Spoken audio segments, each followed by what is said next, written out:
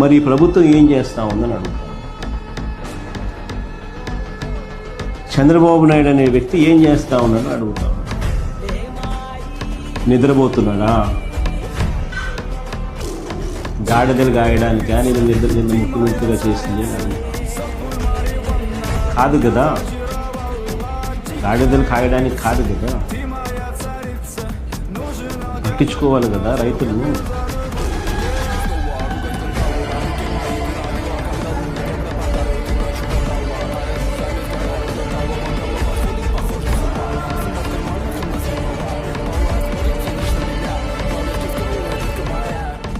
నీతి నిజాయితీ ఉన్నవాడు పేదవాడైనా నేను అన్నానే చూస్తాను.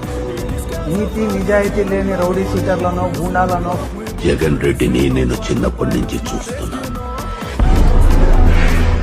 మొండోడు సార్.